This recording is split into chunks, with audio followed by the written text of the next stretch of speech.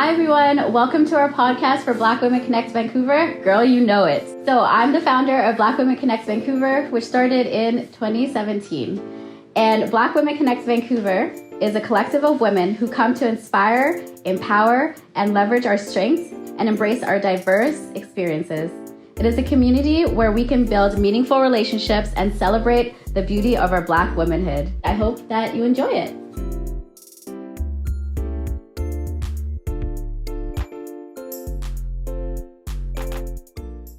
Hello, everyone. Hi. Welcome back to the episode of Girl, You Know It, another episode, lol. I am your host, Palesa. I'm Nataizya. And I'm Elle. And it's a pleasure to be here with a wonderful guest. Today, we're talking about, the thing that some folks feel like is a real championship game, interracial relationships. This is what we're talking about today. And we have our wonderful guest, the world renowned, I don't even have to do anything. Go ahead, introduce yourself, Abby. Just take it. Hello, everyone. I am Abigail Kibarita. I'm here to just get in on this conversation, and I'm excited. Boom, bam, bam, bam. Do you feel like I am correct in saying that? Well, I don't know what your experience has been, and I feel like maybe we should put a disclaimer. I've dated interracially before. Nataizya, you have, right? Elle, have you? Situationships? Situationally? Okay, cool. And then Abby, you have, right? Yes, I have. Okay, cool. So we've all been in the Olympics. Okay. Do you feel like it is an Olympic thing? Because I've had a lot of folks, even in my family, friends, close group, who are like, girl, you are doing the championship games, because that is a wild ride. Do you feel the same way, or have people expressed the same sentiment? Definitely express that sentiment of like, I couldn't do it. I don't know how you do it type of thing. But no, I don't feel like certain moments, certain times there's challenges. Of course, in any relationship, there's challenges. But yeah, I would say very similar to you in your experience. Cool. Okay. Yeah. So I'll ask you the first question. What do you think of the term interracial dating? Do you feel like it encapsulates the dynamics of what it really means to be in an interracial relationship? Because also, when I think about, or I see the word interracial relationship, I'm like, this is talking about Black and white people dating. And I feel like a lot of the time that's what is the representation, but interracial dates could look all different. But for you, when you think of that word, what comes up? All of my relationships, because majority of my relationships have been with somebody who's a different race than I am. The most prominent one was when I was dating a Korean man. So that people would look at us and be like, interracial, two races together. So yeah, with that term, I don't go into my relationships thinking about that term. It's more as when people come and talk about, oh, how do you like navigate his family, or how does he navigate with your family, that type of thing. So, but I don't look at it as our label, my label for the relationship. So yeah. Do you think that it also affected, I guess we all kind of grew up in white suburbia areas, and Palesa, obviously like your experience has been like both, but do you feel that it was a surrounding that kind of was like, okay, well, I'm going to date interracially because this is kind of the race I'm around? Or did you actually were like, okay, I find them attractive, or like, I want to date a different race? Like, what was it for you? Do you feel like was the first kind of like, I'm just going to date interracially because, whatever? Or was it actually like, my desire interracial relationship? Because there are both. Mm-hmm. I think it's a bit of both. My family has always been involved in the community. My dad used to pastor at a Chinese church. Like, we've always been in like in a part of different races, like around different communities and cultural backgrounds. So it was just there for me. But then I also found other races attractive. Asian races attractive, white, Indian, all of them. But it was more about personality for me. And so whatever I got around me, I'm gonna take. I feel like it's a combination for me of the folks who I was around in that point in my life when I started to develop crushes or feelings for people because of the school that I started to go to in primary school. I was actually talking about this with another friend of mine, like how I orchestrated this whole movie style, let's bump into each other so I could kiss you kind of style, but it was with this white little boy. And it was really, really weird because we didn't actually fall in love like the movie said. So the movies lie. There's They proof lie. that the movies are fake. But I feel like at that point, and then also there's a part of me that feels like my own experiences with Black men in my life, especially in my family, not that I'm like, I'll never date a Black man because, you know, my whoever was not a really good person, or I just don't like those attributes. But somehow I feel like there's something that plays in between the two of them there, and I still don't know what it is. But yeah, I don't know. I just find everyone attractive, and I feel like, yeah, I don't know, actually. That's a really good question. Who I was surrounded with, I think from us moving and living in Europe, and we're like, everyone's blonde, blue eyes. And then like moving to Saskatchewan, it's like, okay, like we never really were around our own race enough for us to even like have that as an option. Like later on when we were living in Saskatchewan, like more Black people were in there, but it was kind of like, oh, you're Black, he's Black, why don't you all date? But it was like, we don't even like each other. Like things like that would happen. And so that was always annoying. So I think in some ways I started to resent it because people were pushing me to date Black, even though I was never like even interested. Not that I didn't find them attractive, but because it became such a push, it irritated me even more to be like, kind of this like rebellion side of me of like, let me just date white then. But I always found like a lot of races just attractive. So I think for me, it was kind of that was just presented. So it was just an easier option because they were there. But it wasn't kind of like, I just did it just to do it. It was just kind of there. So yeah. I concur a little bit with Palesa. Like there was that little, like I don't have a very good at all, it's non-existent relationship with my father.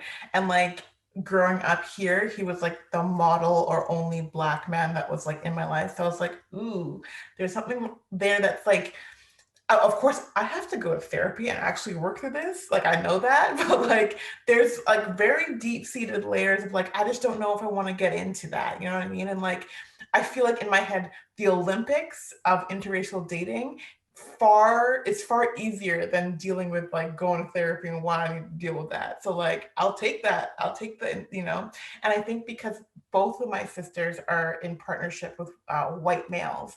So I've seen kind of the work that's been done. Work like it's like a 9 to 5, but kind of like one of my sisters is in partnership with an Irish man. Like he was in a village, Ireland. Like he like fully had to like go, this is being a Black woman, and like this is like why this is important to me, and why this is like makes me angry, or like the stuff that you don't see, I see, like the way that people look at us. Like, and then you know, slowly it's like, oh, he's been like, oh, I see it now. And like very much on board, very much like for the cause and everything. But still, I feel like I'll take the Olympics. I'm a gymnast. I can do it. I can, you know. Yeah, I mean, I think that makes sense. I completely understand that. I think for me, I think that's why it was more of a rebellion than it was like there was another issue for me to want to go that side. And so I understand that perspective, because I think for us, because we were all dating interracially for so long, I think my parents were kind of like, okay, they're just gonna end up with like interracial relationship, and somehow that did not happen. And so I wonder if that was just like a little bit of that too. It's just like whatever was familiar with us, we stuck to. It wasn't even like there was like more of a deeper rooted issue. So that makes sense that you would say that. I think also living in certain places, it was kind of like that stereotype was pushed on us. So either being a Black woman or being a Black man. And so it's kind of like, well, I don't want to date the stereotype Black man. So you kind of push away that narrative of like, I'm not going to do this then. Like, I might as well do that, because it's kind of like there were some of these things that were pushed into us of like dating white is like being better, or you know what I mean, you'll succeed more in life, or you won't have as many issues, or but then as we know, as we're doing this podcast, that's not the truth. Like, so we'll definitely dive into that issue. Yeah, I definitely wonder, and I think I saw this on somebody's Instagram post, and they were asking about family members who are white, if that gives you an advantage. And I wonder, for folks who've been in interracial relationships, if you've noticed the different advantages or disadvantages that you get as you're dating the different types of folks. So for me, I've only dated white folks outside of my race. So I don't know what the other advantages or disadvantages would be with another folks from a different race. But I feel like there's been instances at restaurants here specifically where people will either address just him or they will either address just me, but it's always very like clear, and it's really, there's an undertone there that's like, I have another agenda here, and so I'm gonna prove it to you right then and there. Like, nobody's had the audacity yet to be all up and like touching him, because I will punch you. Okay, oh, okay, so don't even try. But you know what I mean, like there's always this kind of weirdness. And Al, you're right, I've had to in the beginning say to Sam, like, hey, yo, like, do you not see these things that I'm seeing? Like, people are looking at us in this way, or like, people are doing this strange. And he's like, oh, really? And I'm like, Papa, it's time to wake up. Take away the blinders, because this is a wild situation. And now that I've pointed a lot of it out, he's like, he starts to point stuff out that I've stopped seeing. And I'm like, yeah, it's wild. So I forgot what my previous question was, but oh yeah, the advantages or the disadvantages. What have you noticed? In terms of, the thing is, with my family and our background, nobody has really dated outside our race. Since we are first generation, so my parents came here 33 years ago. The rest of my family lives in the States or Kenya. And of course, they're surrounded by people of color, people of their culture. So I was really the first one to, walk so my family could run, of dating outside of our race. And so when I was dating a Korean man, oh, that was like big. That was wild for everybody else. And I definitely got some comments, some very racially insensitive comments, but they were comments nonetheless. I would say, what was the question again? Now I forgot. Advantages and disadvantages of dating outside your race, right? Yes. And both, like vice versa. I would say the advantages. I definitely learned a lot about Asian cuisine. I love food. I'm a foodie now because of that man. But but I wouldn't say disadvantages is just getting the comments, getting the stares. Even with my other relationships, I've actually have gotten comments from people of my race saying I shouldn't be with that person. Yeah. And that, surprisingly, it was really surprising when I got that message. Like, it was like a CD, like Facebook message. I remember talking to you about it, Nataizya, and I was like shocked that this man had the audacity to be like, you beautiful queen, why are you with this man? Blah, blah, blah, blah, blah. And I'm like, I met you like twice. How dare you come here and try to talk about my relationship? Yeah. So yeah. The disadvantages would be getting the comments that other relationships wouldn't get. Yeah, I feel that, because there's even the sense of entitlement, at least in South Africa. So I was also in an interracial relationship in South Africa, and we would get all sorts of comments. We got people who wanted to fight us for being in an interracial relationship. We had people who wanted to take me away and beat him up. We had people spit in our direction. We've had people like glorify it, like, oh my goodness, what you're doing is so amazing. Save the world, save the planet. And I'm like, honestly, I couldn't be bothered if you like it or you hate it. What bothers me is that you feel the need to say it to me. I don't give a shit. Like, and even if you're the same single guy over here and there was this single guy over here, who says I'd be interested in you? Who says I want you? Who says I want you? I'm not checking for you, boo. Okay, I'm not checking for you. So stop trying to come out here and be like, oh, but you should be dating some. Who are you? Who are you? So Did I ask for this information?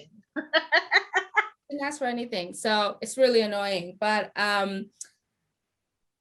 what was the question that I was gonna ask? Packages. You know what? I have a question for you, Abby. Sorry. Yes. I want to go back to you having dated a Korean man. How old were you? Was it like one of your earlier relationships or like? Yes. Okay, so that's why I was asking, because sometimes when you're like in young adult babyhood adult, you know what I mean? Like, you know, like did you both like recognize how, I wouldn't say it's like bold or like life earth shattering that like you being together, but like did you have those conversations within your relationship about like you being Black and him being Korean and like how what that would look like and how you would navigate through the world? Like, did that ever come up? No, conversations like that, even though we dated for 4 years, conversations like that really didn't come up. Conversations would come up when we would get comments, or some of his friends or people that he know would say some stuff about me, or his family would, and those conversations we would have. But I think I was still processing how to understand and navigate that. So I wasn't able to lead those discussions, whereas now it's very different. Yeah. And then I guess then you learned and took that to your next relationship. And like, Exactly. nah, we're gonna do this differently. Yeah, we're gonna talk about these issues that we need to talk about, because we won't be able to get anywhere successfully if we don't. Because they're very real and important issues for me. And like when we would have children in the future, these are going to be issues for them, right? Yeah. So What do you feel like the family dynamics were for any relationship that you were in interracially, in terms of acceptance? Like you said, you got comments, because I feel like that to me was the biggest thing, was the families, because they either overdid it in loving you and accepting you and like buying you gifts and like, yeah, we did this, I have African friends, or they were like silent of like, we just are accepting this as what it is, you know? So what was your experience and what did you kind of learn in that? well, most of my relationships, I was very accepted by the family as the girlfriend, maybe not as the future wife, but as the girlfriend. They would still, feed me and welcome me into their home, buy me birthday gifts and stuff like that, even ask for some help. But it was always a little bit distant in a way. There's also the language barrier. So sometimes that, they're maybe saying some other things, maybe behind your back, and but how they really feel, type of thing. I'm not sure if I'm explaining that right, but yeah, that's kind of what. Yeah. I felt that too. I feel like there was a level of acceptance. I think for me, it was less dramatic for me being accepted into their family, way more dramatic than being accepted into my family. Like, had the polar opposites. I either had family members who were like, changing up their English. Okay, now they're coming in with the Queen's English. Okay, the quas, you know what I mean? Out here enunciating when did you enunciate in your life? Where is this bombastic language coming from? What is happening?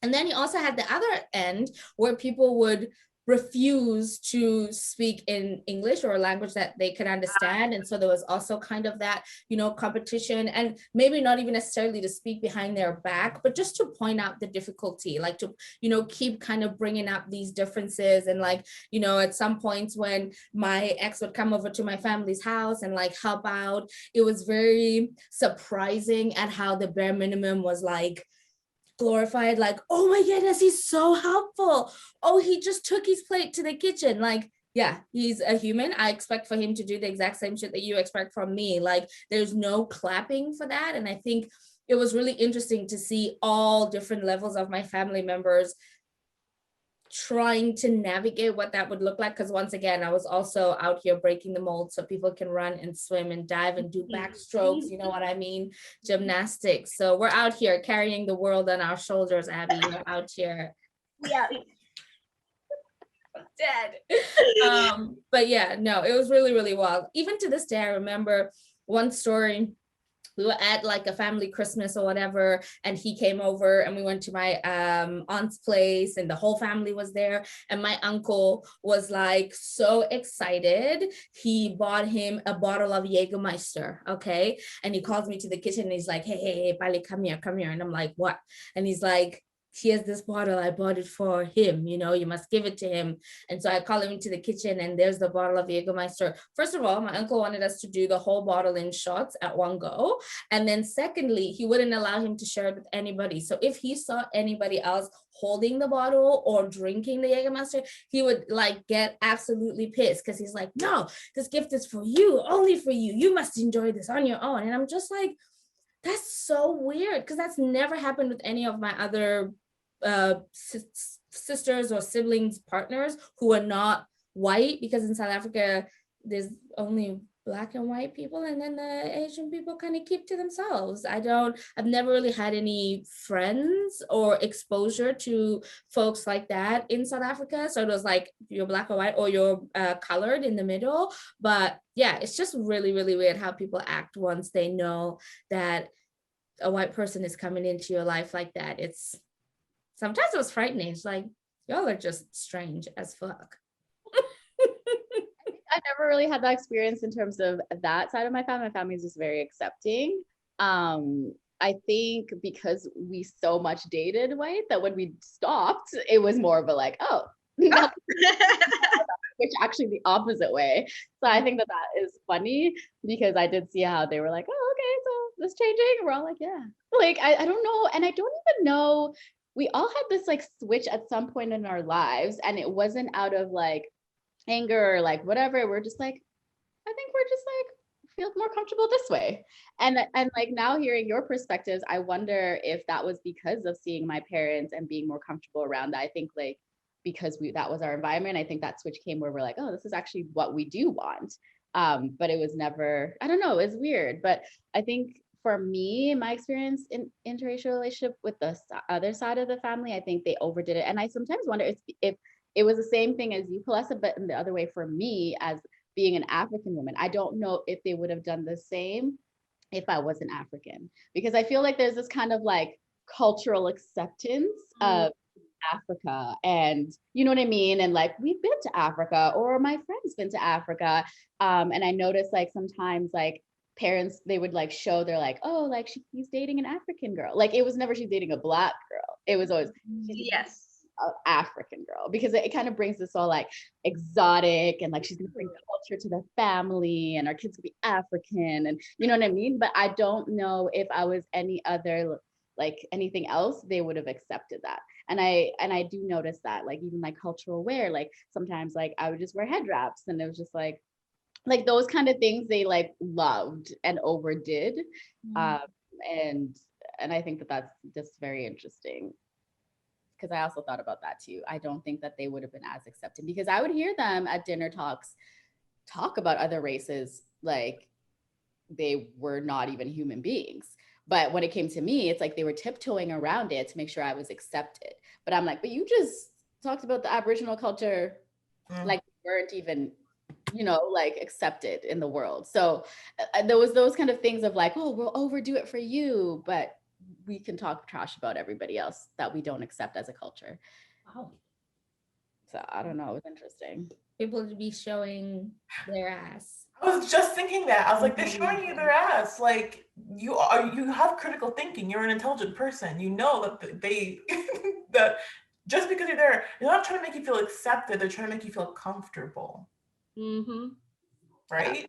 Because shootings, it was the same thing that happened. And I remember like during that time, there was like a lot of shootings happening, and at the dinner table, like, it's just so sad what's happening in America in these shootings. And I was like, we do not talk about this at family dinners. Like, and so I was confused. And so he was like driving me home, and he was just like, my mom has never said that. I don't know where that came from. Like, she was just definitely overdoing it. And I was like, you think? Like, what would you want me to say? We're not gonna have this conversation. Like, and it's sad. It's sad what's happening. like, You know what's sad is that you have a fucking paper cut. Do you know what's sad? Okay, is that you maybe just like, you know, nicked yourself a little bit. That shit is sad. The movie is sad. Okay, that shit is traumatizing. It's not sad. Don't come at me. It's so sad. I'll punch you. Don't play with me. Segue to that. I don't know what's happening today. And I'm only drinking water as well. Maybe I should start drinking coffee again. There is this idea with the Black love rhetoric, right? So like Black love, and you know, if you're not in a relationship with another Black person, then you don't really are not for Black love, or you're not for Black people, or you're not for the Black community. And it's really isolating. I get what the essence of it is. I feel like though it's very limiting to be like, well, you know, if you are only reproducing with Black people, then that's how you're keeping that alive. Whereas there's no other way that you can participate within the Black community unless you're with another person who's a Black person. But I don't know, I felt like bringing that up because that's something that was coming up for me as we were talking about how dramatic our families are meeting our other partners. I noticed with my family is like my other siblings have only dated other Black folks back home, and they must jump through the fire hoops, okay? They have expectations to kingdom come for them, right? And so for me, it was always like, oh, that's so weird that you don't ask my partner these questions, but you're gonna interrogate this person in this way. And then also moving here, it's like, oh, but are you really for Black people? Are you all about Black love? And I'm like, can I not be for the Black community without having to have a Black person in my bed? Like, is that weird? Am I expecting too much? Or am I being delusional and being like tricking myself? I don't know. That's how, I don't know. So please. I mean, as this movement has like increased and me being single and having my sisters be in partnerships with white people, they're like, Elle, you're the last sister. Like, you need to go and get a Black person. You need to get a Black man. And like, so I'm like, okay, so this is a lot of pressure, like for what and for why. So I think that there is this like complex about not keeping the family structure Black, but like seeing what's happening in the world and like trying to uplift our own community in a way that's very tangible. But I do think it's very isolating. It's not even just isolating, it just is so diminishing into like the point of like love and like creating a family or creating a structure that is based not on race, but based on like how you feel about the person, like their personality and that kind of thing. I want to go back to what you said because it struck something. Whenever I come to this podcast, I feel like it's therapy because my dad was actually so insistent. I just remember this. He was so insistent that I was going to marry a Black man. And so it was the rebellion thing. And Nataizya kept saying rebellion. I'm like, why is this coming up? Why is this feeling coming up? Is that too? I'm like, I don't want to, like, I don't like my father. So he's telling me to marry a Black man? Nope, I'm going to do the opposite. So I think that's also where it comes from. But like him being an African man, being like, I want to show that I came from Kenya, came here, and my daughters are all still marrying Black. It's like the perception thing too. Yeah. The Black love thing is really incredibly hard because I like Palesa, I understand because it is that kind of, you can't be Black enough if you're dating white. And I don't believe that because being an interracial, I saw that I didn't do that. But at the same time, I also see why it came up because they were told not to marry each other. And so a lot of people are like, we need to start actually getting married because really the percentage of Black people getting married in America, for example, is only 20%. And that's incredibly low. So I know where that movement came from. And I think that so many people are like, we're for the cause and we need to like do this, this, and this because we need to regain actually having family structures and marriages and whatever partnerships people want to do. So I get where that's coming from. And I think sometimes in people's kind of like activism, it's like they forget like people have emotions, people have experiences in this time. Like we said, we grew up in areas like, what if we were all about Black love and we only grew up around white people? Where's we're going to find this Black love? So I feel like there has to be both perspectives to be like, listen, like it has to be both. It can't just be one, you know? So I get that completely. And Abby and I talked about that too, because she struggled with that for a little bit. Yeah, definitely. Going back to what Elle said, my family also were like, "You're gonna be the one that marries the African. You're gonna be the one that marries the African. Your brother, your sister, not so much, but you." So I definitely had that pressure, and then here I am dating an Asian man, a white man, like not an African, but like you said, Nataizya, where we lived in white suburbia. Where are these black men? Where are you? It's too late now, but yeah, so that was kind of my life. Yeah, I don't know. It's really, it's weird. It's a very, and I completely understand that, and I think that there's definitely a basis for that, Nataizya, like what you were saying. I just think that the lens has to be so much bigger than that, because there's more than one way to pour into that Black community as well, and you don't want to isolate, you know, other folks.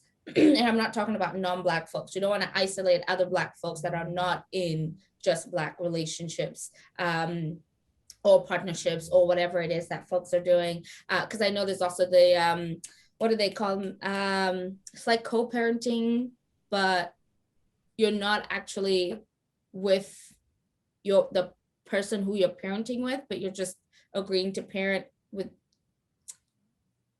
They have a specific name for it. Is it a person?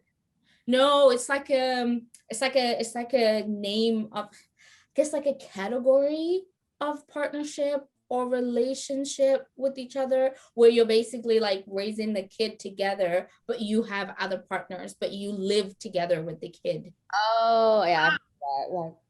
Yeah, some of those celebrities do. I don't remember. I didn't realize there was a name for it. Yeah, there's a name, or at least I've just recently heard about that name. But you know, I feel like that's also could be very different. And there's also kids who are mixed. Like that's also my thing that I think about, is like, well, then what happens to the folks who are biracial, right? What happens to them? Are they, you know, as a byproduct of that? Like, I don't know, it's very, very complex. And I feel like when people just write it off and be like, oh, well, then you can't really be for Black people, it's like, are you for Black people? Because you don't seem like you're here for your brain. I don't get it. Sorry, y'all. Today is just a day where I'm combative. It's just gonna happen.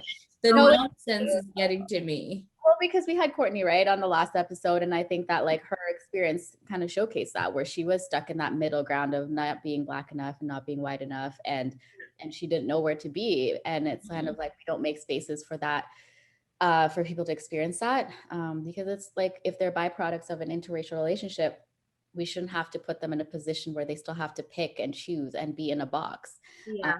So much of us already as Black people, we're being put in a box. So why can't we open that lens, like you said, to make it so it's bigger and actually showcase our diversity as Black people instead of limiting us? So I get that completely. But yeah, interracial relationships, I think, are challenging in like a lot of ways. I think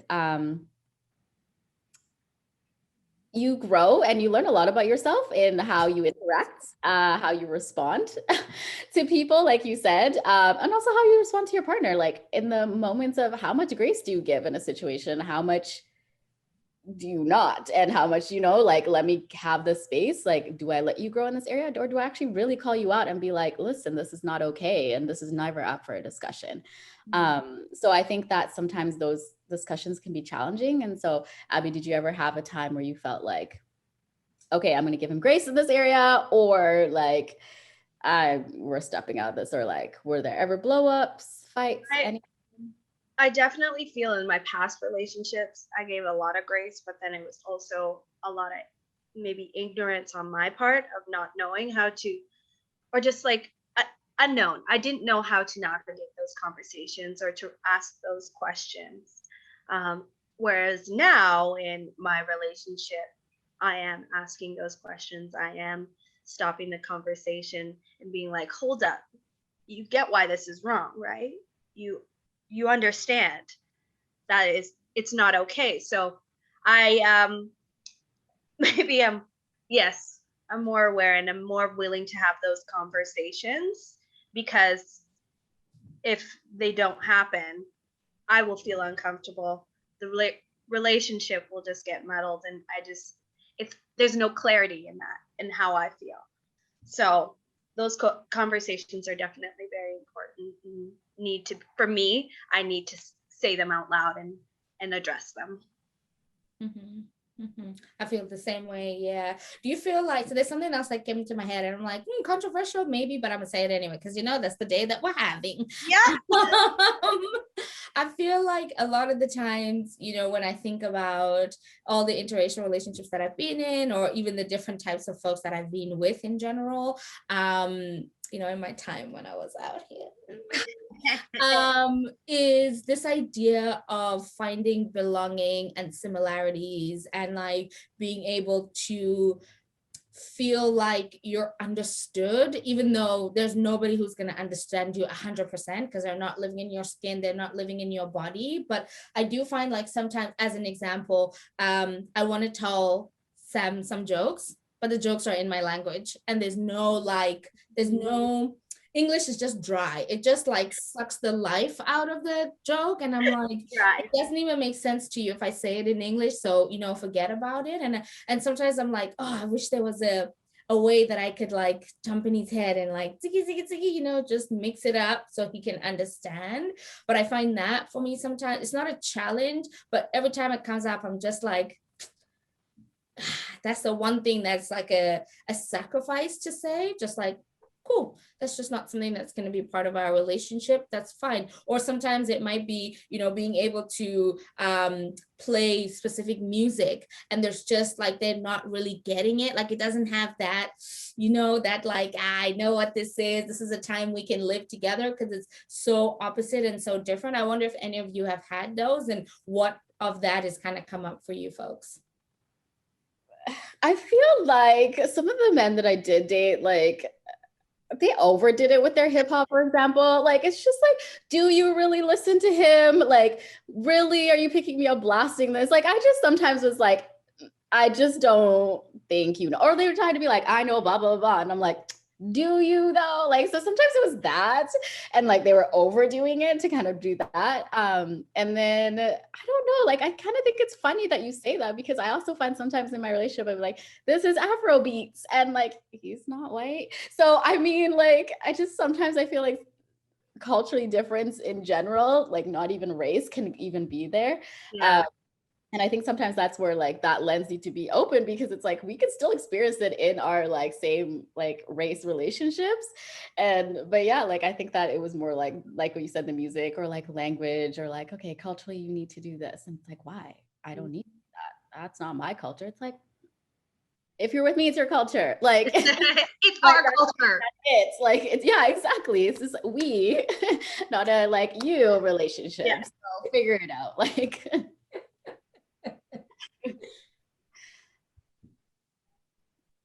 but yeah, Abby, what about you? I'm trying to think of stuff, Well, but it's not coming. Well, like when you were talking about like it's we, it's not I. That I don't know. Is that culturally? Because in our culture is like we definitely do it as a community, as a family. We help each other out. We do this. So that in my relationship, I've definitely see some culturally. It's like I don't know if we'll ever like we both like in my relationship. We've definitely both given in that. So he understands. Yes, as a family, we're going to help out. Everybody pays for a little bit of something and we all come together and do this. It's not just singular. But then I also think, yeah, the Western culture is a very singular type of culture. People survive for themselves, do things for themselves. Whereas the African culture is you have a community coming together to whether it's to help for somebody's medical bills back home or, help with somebody who's in the hospital here. So you cook them meals or you take care of their children, do their grocery shopping. But yeah, I've definitely seen that in my relationship, the singularity and the community. Yeah. I don't know. How about for you ladies? Mm-hmm. Al, what about you? These situationships don't, no, I have nothing to contribute, so. No. Ever in your situationship being like, even if this is temporary, this could be No, something that's like, oh, I really want to be telling you this tea, but you can't even, you don't even no, have the cup no, for it. no, because a lot of the times with the pre-hot girl summer, Elle, she was making sure that like people were on board for like Black Lives Matter, for like all this different stuff. So like already from the jump, there was like a common ground of like community care, like similar values. So I didn't really feel like I needed to like have more of those conversations. And then it just like it fizzled out. So I never got to be like, lay down the law. So I'll keep you posted. I'll That's it. Well, no, I get that though, because like, for example, I think like we were talking about like popping up in each other's houses. Like Abby will come over and like go in my cupboards and just eat whatever. And I'll just be like, all right, like, you know what I mean? Like that feeling. Yeah. You're in an interracial relationship, and especially with, I more noticed with like white culture more than anything, was like you come in, you're super proper. Like it's not this like Who's in the house? yeah, like even if it were like I'm part of your family now, it still was never this like I feel comfortable to just do whatever in your house. Yeah. Whereas like any of my like Black friends or African friends come in and just like do whatever, like this is their home, you know? So like I think that that was kind of the difference, because I even noticed like, and I think because I already knew growing up in a lot of white culture to do those things, but like that switching definitely happens where you like go in the house, you're like, okay, like family dinners are like proper, and it's a special family dinner, like, you know, like if we go to our family dinners, it's like dinner is supposed to be at 6 but it's at 8 and people are still cooking. Yeah. This person's fighting with this person in the kitchen, like I mean, he's like, what? Like, can we just start this dinner, you know? But like, you go to the other side, and I noticed that that was like a significant difference of like, it's more like structured. And that was kind of like a really hard thing for me, because I showed up so many times late to family dinners and he was furious, like furious. And I was just like, you know, like, so that took like a lot of getting used to for me too, because I was just like, oh, okay, so this is like a thing, like you eat at 5, like every So early. like I'm done class at 4:30. Like I was just like, what? Like it was like a really hard concept for me to eat at 5. Like I really like, and then I barely would eat because I'm not hungry till like 7. So it was like those things were really challenging, I found. I definitely have to say though, like in my current relationship, he's molded very well into the African timing. I don't know. So I feel very grateful that I have a man who's gonna be like, well, what time does it actually start? Okay, I'll be there 2 hours later, you know? And he understand that. Or he'll go early and then he's helping with cleanup or setting up and stuff like that. So definitely very blessed in my relationship now. And maybe I sussed things out before I sussed him. I'm like, yeah, I think he'll do well. He'll do well. He can come through. So That's good. And he has also been in a lot of interracial relationships too. So he knows how to he understands that every culture is different, and he sits and listens, and you know, and he's definitely a family man too. So taking that time to sit and be a part of my family and listen and interact without like hiding away, shying away is also really great. Yeah. I remember like when you were in China and like because you weren't here, and I don't know why we were meeting. We were meeting for something, or I don't remember. Oh no, you were there. Anyways, actually, don't excuse me. Anyways, so he was there and he was just like sitting there patiently listening, like look at the food. He would ask questions and like talk with everyone like their family. Like he was just like just so chill and safe, like laid back, and just like, you know, like enjoyed the environment. And like your family was just like, oh yeah, this is our son, and like, you know, like just super just chill. And I really appreciate that, because he wasn't like in there trying to like make himself known in a room. Yeah. He already knows he's known in a room when it's like all these Africans, you know what I mean?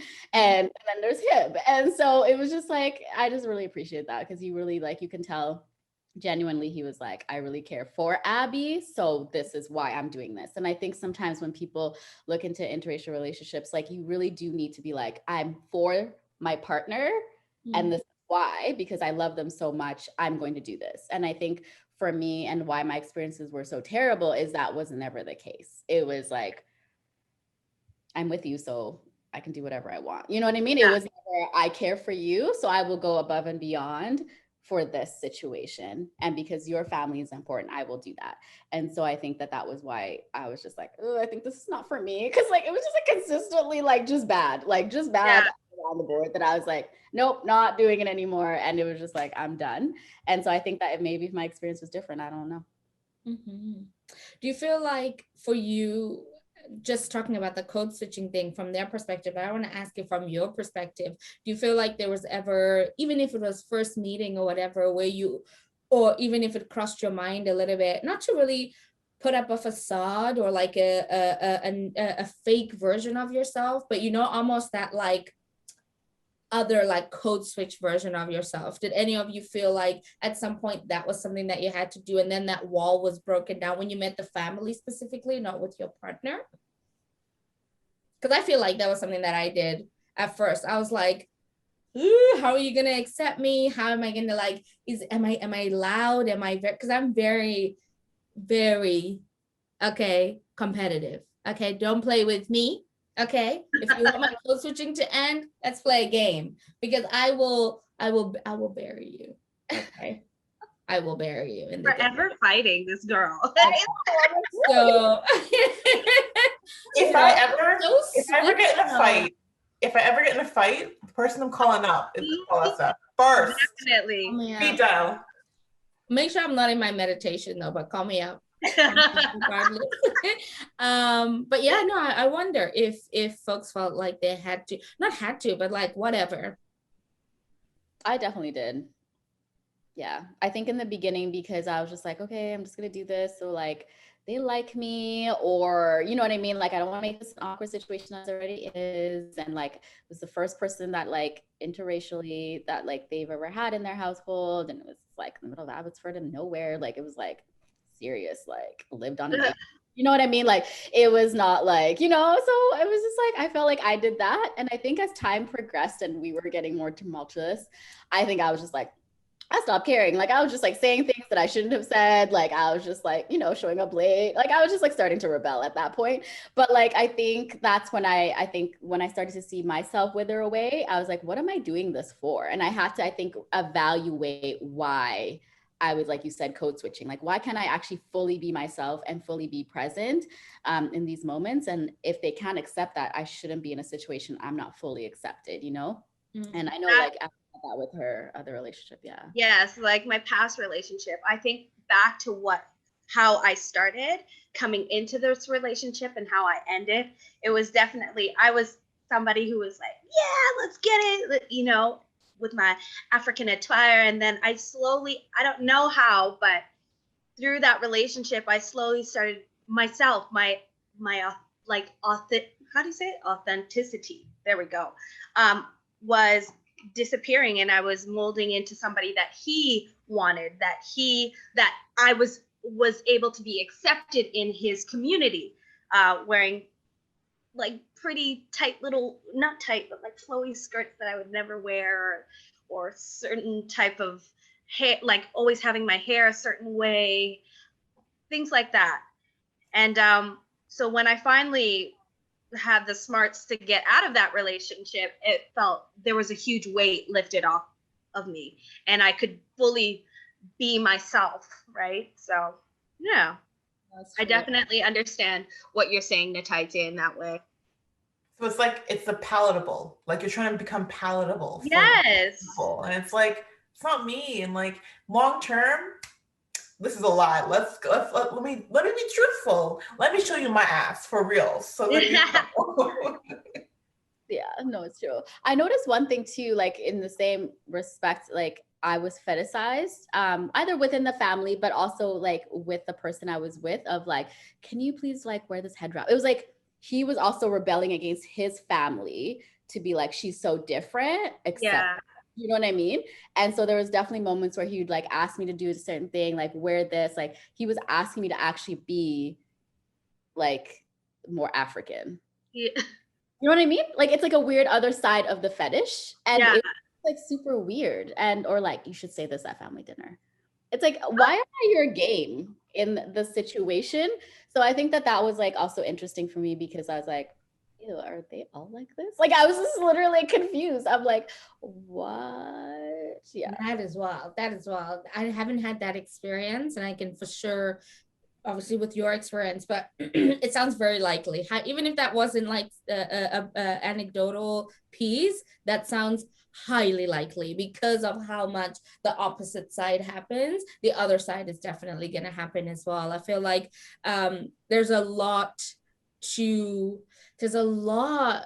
of nuance in an interracial relationship. And I think that even now with what has been, I feel like every time we say this is like, what's happened with BLM? But it's not like just happened for us, but it's like just happened for everybody else. So when I say just, that's who I'm talking about. So for the people who it's just happened for, even with that, and then, now as well with what's happening with the residential schools and just like everything that's happening in Canada and Vancouver, or so-called Vancouver Turtle Island, I would expand it to actually. And also then dating a white person, like I always, there's this, it's not an added layer of tension, but I'm always just so curious to seek and really look at my why and my intention again behind being in this relationship, but also staying in the relationship and knowing again what I'm continuously perpetually signing up for. Because I feel like as we head more and more into this decolonial framework, that is such a very big piece for people who are dating, in my opinion, white folks, is like, how do you work in between those worlds where, there's liberation here, but there's also this person who is in this skin. They might not be, explicitly doing these actions, and they might be open and loving in your relationship and all that stuff, right? But then we're all part of the larger system. And I'm always just asking myself, like trying to make sure that I can catch myself again, like, where am I coming from? Where is the foundation? Where is the foundation? And just making sure that I haven't deviated off of it and I'm living vicariously through other means, which I haven't yet. So that's awesome. My relationship is great. Hey, but like, that's the reason why from the jump, I was asking these men because just in case it turns something like for real long lasting, I don't want to be the one who's teaching you very basic 101 Indigenous land rights, Black Lives Matter. Like I can't be that person. It's hard though, because sometimes they can just say the right thing. Yeah, exactly. A lot of men that I dated and they right in there. Oh, 100%. And then later on you find out the little weird things they would like actually believe, and you're like, okay, so you actually don't believe this. Yeah. No, it's That's nice to know. Thanks y'all. The end of the day, hope. Yeah, there is hope. There is hope.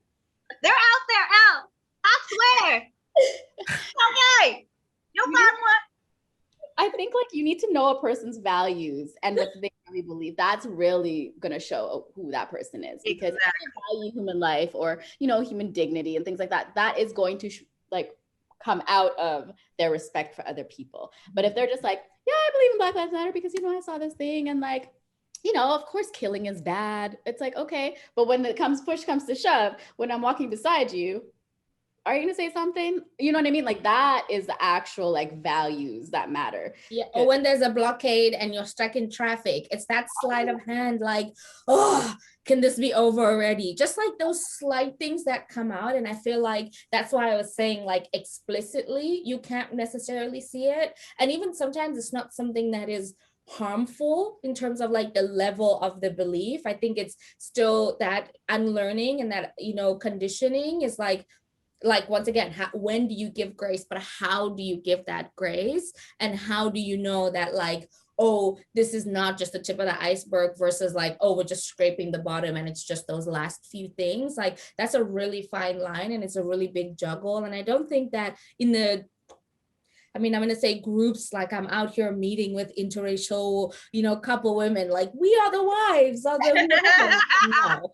There's no group that I've seen or that I know about, but with folks who've dated interracially, when I've talked to them, there's so many different conversations and different dynamics that the public doesn't know about, whether it's, from them not experiencing it in their interracial relationship or just not being in interracial relationships at all. How do you think, Abby, are some of the ways, or even just one way, where we can demystify this idea about interracial relationships?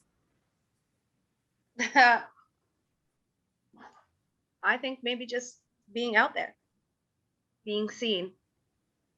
And for those people that do have questions, answering them with grace. I know right now we personally me, I'm tired of asking, oh, where are you really from? And all those unseated questions. But I think I don't know, just to have that grace and be willing to put yourselves out there.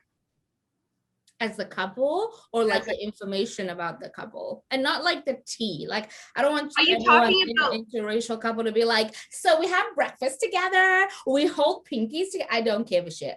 I'm talking about like real concrete, like logistical, like even all the things that we're talking about now. And I think being out there is part of it, but to even your family who knows that you're in an interracial relationship, there's a lot of things that when people say, oh, it's the Olympics, they're not really thinking about what that means to be in an interracial relationship like that.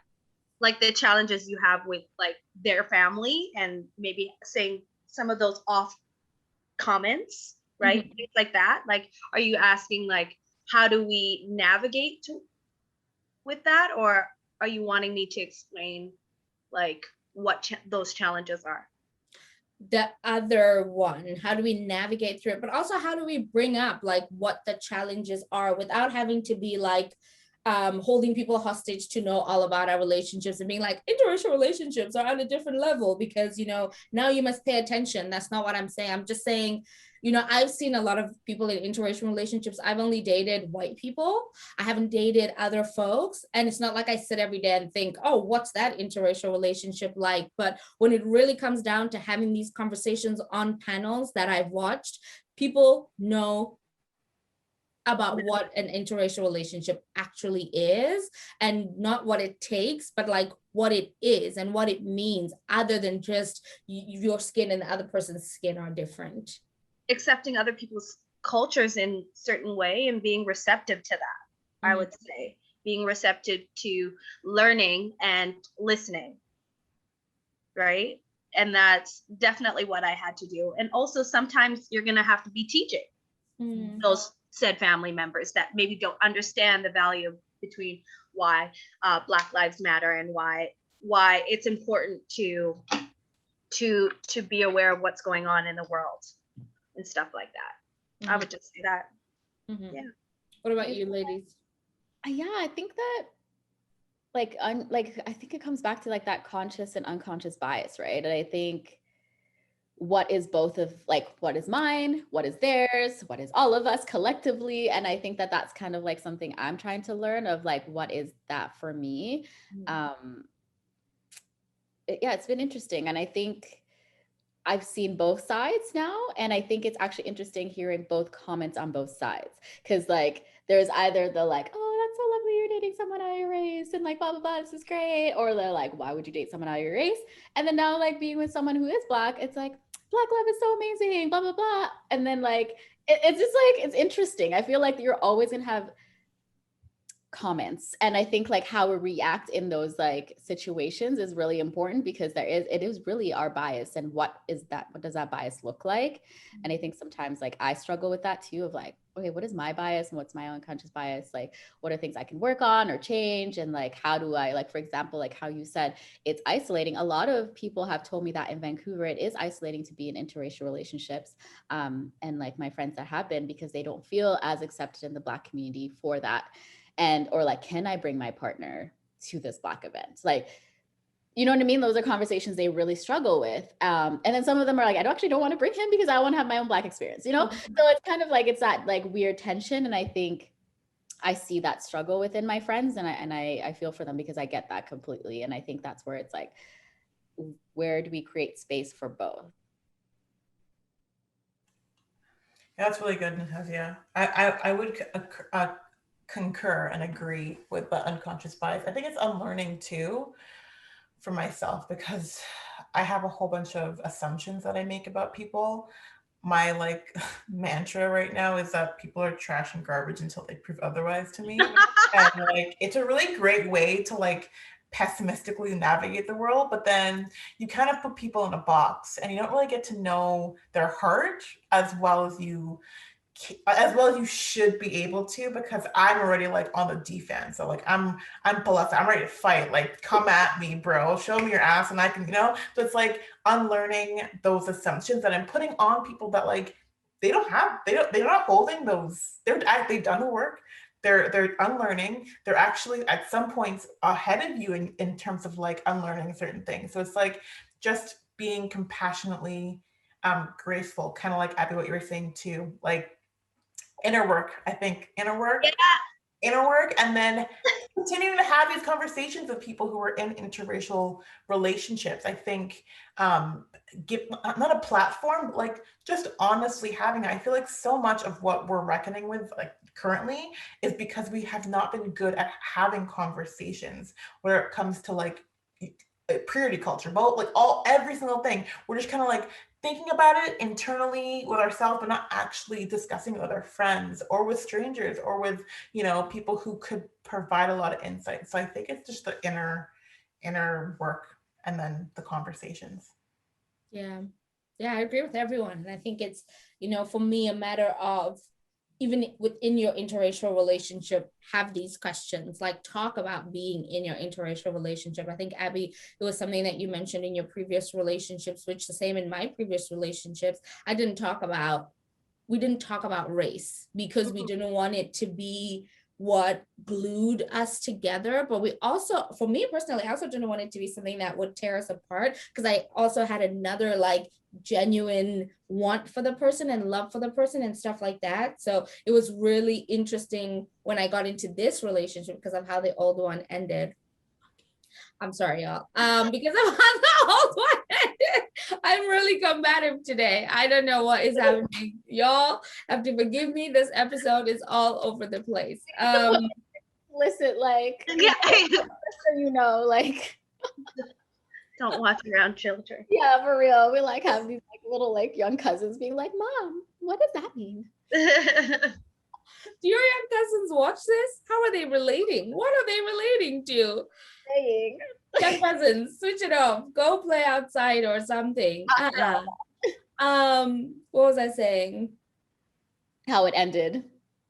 Oh yeah, and that now in this relationship, I'm better able to not think that having the race conversation means that I want to call it quits. I feel like there's some topics where sometimes it feels like, oh, if I do this, then we're gonna end, but that there's actually room to express yourself and voice your concerns or your questions or have those answers, and to actually give each other that grace to have that conversation and for somebody to bring it up. Like there's been so many conversations where from the way the questions are asked, it's an ultimatum question. Like it's a would you choose me question, but buried in like random other things. And you're like, this question is unfair because you're saying, am I going to choose me, my community, or am I going to choose you and your community? Like, this is not a question, because those are some questions that do come up. It's like in an apocalypse, or like, if there was another Tulsa, for example, and only Black people were allowed, would you go and live with the Black people? If we have a kid, who does the kid live with, the white or the Black people? Like it's all these questions. And I feel like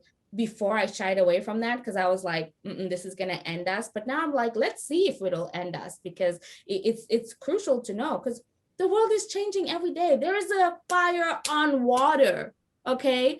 The world is changing every day. So that's all I'm going to say. Thank you for watching, Abby. Thank you for being a wonderful guest. I'm not going to apologize for my anger because I'm out here, okay? Rageful. I love everyone who watches this. Thank you for accepting us the way that we are, and keep having these conversations. It's been another episode of Girl You Know It. You can find us on Instagram at girl.youknowit. And yeah, see you next time one of these episodes come out. Cool. Bye. It was really awesome with Abby. I noticed I was having a lot come up for me as we were talking about this, which I didn't know would come up for me. So that's my takeaway, is like some of these conversations are going to be triggering for me too, and to be okay to express it and arrive at the conversation in whichever way, and to not walk away from this and judge myself. But also, yeah, FOs to all the lousy exes, okay? That's all I'm gonna say. What were your ladies' takeaways?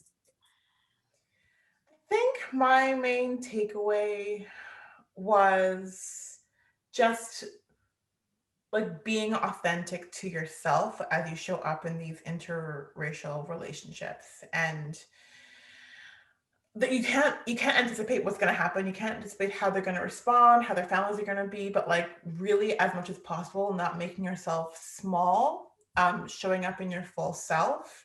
And if it works out and, you know, you're fully supported by your partner and, you know, luckily supported by their family, great. But also kind of having your boundaries and, you know, your deal breakers and going, you know, if this isn't for me, then I'm okay walking away so long as I'm not like chipping away at myself. I want to still recognize myself when I look back on this relationship, you know? So, yeah. I think for me, yeah, I guess similar to you, Palesa, but also kind of also with you, Elle. I don't know. I think learning to have those conversations. So if you choose to be in that situation, make sure that you're having the truthful conversations, because if you're not being truthful with yourself, you're not going to be truthful in your relationship, which makes you feel small, and then it turns out into being a disaster. And so I think anytime in any relationship, and especially interracial relationship, have those truthful conversations with yourself. What do you truly want in this situation, and where do you want to go? And what do you both value? Because your values are what going to keep you together. At the end of the day, you have to both have the same values. Yeah, that part. So this has been another episode of Girl You Know It. You can find us on Instagram at girl.youknowit. We'll be coming at you next time after somebody's something celebration, because we're still celebrating. Hey, get it. So see you folks then. The next episode might be all over the place some more. We might be here snoozing or just talking very softly for some. But yeah, thanks for listening and following along and having these conversations with the people in your lives too. We really appreciate that, and let us know if there's any wild conversations that you've had that you might want us to expand on as well. But we love y'all. Till next time. Bye.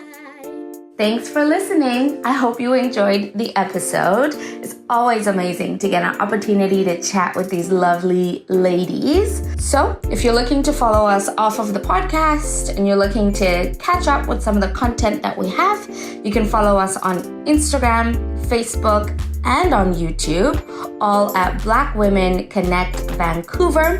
And we also have a website for you at blackwomenconnectvancouver.com, which is where you can sign up for our mailing list and our newsletter so you can keep updated with our growth and all of the other events that we have planned for you. Catch you later. Bye.